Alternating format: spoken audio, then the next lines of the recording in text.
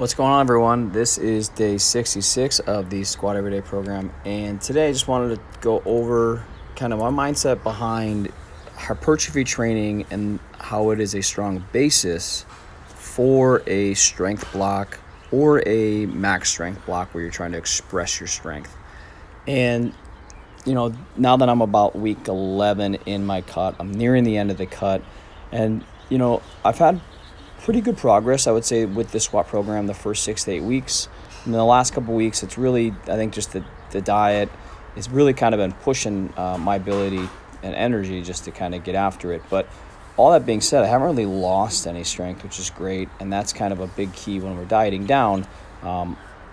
So something I really wanted to talk about and share with you today was that there are times when you can train for strength, and there's times when you're going to have to slowly kind of pull yourself out of that phase and start including a little more hypertrophy work.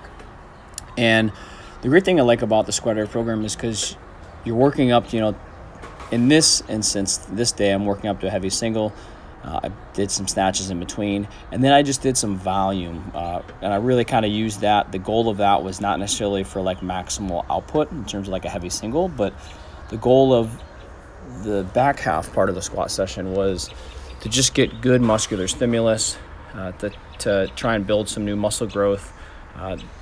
Obviously, it's not as efficient as it would be if I had a bunch of food, but the goal while you're dieting at least is, we want to keep that stimulus high, so it might not be as heavy. You might not be able to do as many reps as, say, you could do well fed, but you want to keep that muscular metabolic environment in the muscle so that it can continue to know that it has to stick around despite being in a diet.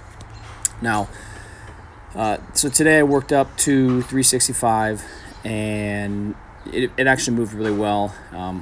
Thought about going heavier, and part of me told me I'm not going to make it, or it's not going to look great, and I wanted to have a good back off session. So I ended up just calling it after 365, moved well. And I mean, to kind of give perspective here, 365 is roughly about 90% of my, kind of my set back squat max for the cycle. And during the first month, this was a heavy single, and it moved really well, felt pretty good. Probably had a little more in me, but I stopped there. So then I went into the 3 sets of back squat here. Really just working on full range of motion as usual, nice big stretch, just really trying to use those quads, feel those muscles working, not necessarily how much weight I'm using. The weight's just kind of a variable I'm manipulating, but nice big deep squat, nice kind of stretch at that bottom. And you can start, using volume blocks like this, like 8s, 10s. I really like kind of that 5 to 10 rep range for a lot of my heavy compound lifts. Just because higher rep squats, at least for me, I don't feel it so much on my legs anymore because the load's a little light.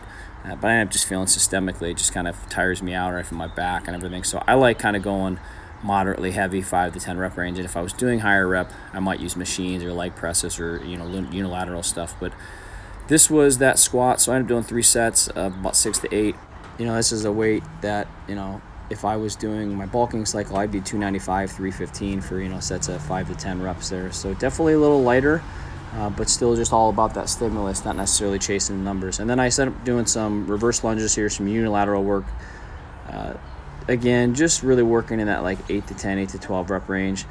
These typically give me a good stimulus ratio to stimulus to fatigue. So I get a good leg stimulus without beating myself up on those. And that's usually what I would recommend when somebody's like trying to gain muscle or trying to maintain muscle. It's really find the exercises that work great for you and do more of those.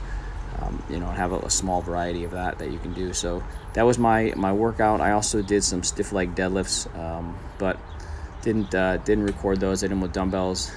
Just kind of changed it up there and just had a good chasing the pump there. So that was my workout for the day, and I wanted to share the volume work that I'm doing. And obviously, like in heavy strength blocks, when I'm well fed, I'm not maybe towards the end of a bulking cycle and I'm really trying to push strength, you have to kind of monitor how much volume you're doing because it does steal away from recovery.